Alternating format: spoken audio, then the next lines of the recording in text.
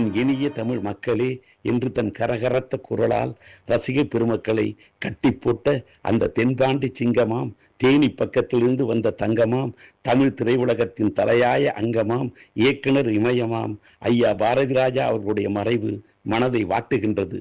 16 வயதினிலே படத்திலே மயிலை படைத்தவர், கிழக்கே போகும் ரயிலை குயிலாய் கூவி அடைத்தவர், புதிய வார்ப்புகளை வார்த்தவர், சிகப்பு ரோஜாக்களை விதைத்தவர், நிறமாறாத பூக்களாய் நிலைத்து நின்றவர், மண் வாசனையை பரப்பியவர், கிழக்கு சீமையிலே என்று கிளர்த்தெழுந்து நின்றவர், முதல் மரியாதையை கண்டவர், தமிழ் திரையுலகத்தின் தலையாய மரியாதையை வென்றவர்.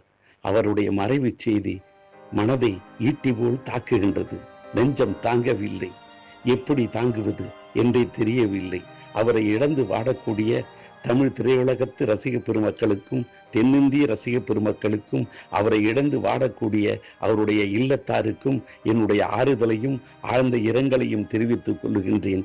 அன்னாருடைய ஆத்மா சாந்தி அடைய வேண்டும் என்று எல்லாம் வல்ல இறைவனிடம் பிரார்த்தனை செய்கின்றேன்.